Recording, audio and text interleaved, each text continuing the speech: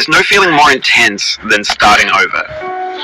If you deleted your homework the day before it was due, as I have, or if you left your wallet at home and you have to go back after spending an hour in the commute. If you won some money at the casino and then put all your winnings on red but it came up flat. If you got your best shirt dry cleaned before a wedding and then immediately dropped food on it. If you won an argument with a friend and then later discovered that they just returned to their original view. Starting over is harder than starting up. If you're not ready for that, like if you've already had a bad day, then what you're about to go through might be too much. Feel free to go away and come back. I'll be here. Alright, thanks for coming with me on this trip. I'll understand if you have to take a break at any point. Just find a safe place to stop, quit the game. Don't worry, I'll save your progress, always, even your mistakes. This game is a homage to a free game that came out in 2002, titled Sexy Hiking.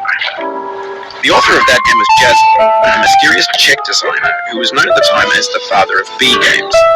And B games are rough assemblages of mount objects.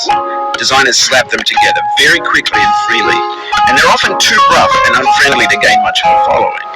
They're built more for the joy of building them than as polished products. In a certain way, Sexy Hiking is the perfect embodiment of a B game. It's built almost entirely out of found and recycled parts, and it's one of the most unusual and unfriendly games of its time. In it, your task is simply to drag yourself up a mountain with a hammer. That act of climbing, in the digital world or in real life, has certain essential properties that give the game its flavor. No amount of forward progress is guaranteed. Some cliffs are too sheer or too slippery, and the player is constantly, unremittingly in danger of falling and losing everything. Anyway, when you start Sexy Hiking, you're standing next to this dead tree that blocks the way to the entire rest of the game. It might take you an hour to get over that tree, and a lot of people never got past it. Prod and you poke at it, exploring the limits of your reach and your strength, trying to find a way up and over. And there's a sense of truth in that lack of compromise. Most obstacles in video game worlds are fake. You can be completely confident in your ability to get through them once you have the correct method or the correct equipment or just by spending enough time. In that sense, every pixelated obstacle in Sexy Hiking is real.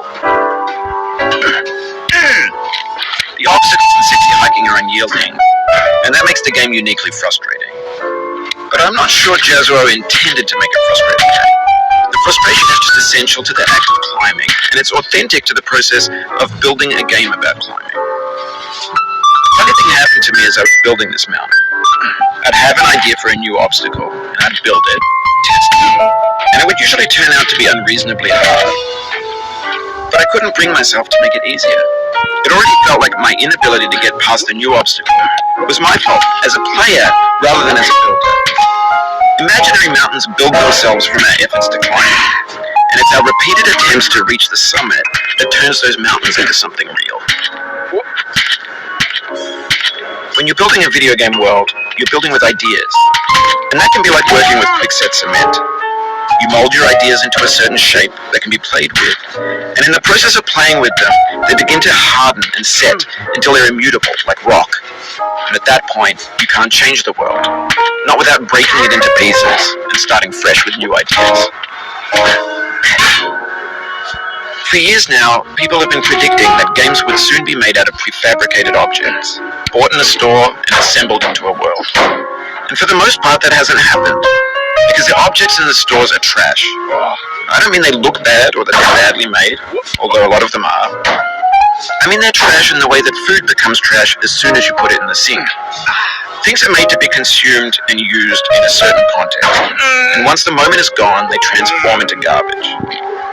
In the context of technology, those moments pass by in seconds. Over time, we've poured more and more refuse into this vast digital landfill that we call the internet. It now vastly outnumbers and outweighs the things that are fresh and untainted and unused. When everything around us is cultural trash, trash becomes the new medium, the lingua franca of the digital age. You can build culture out of trash, but only trash culture. B games, B movies,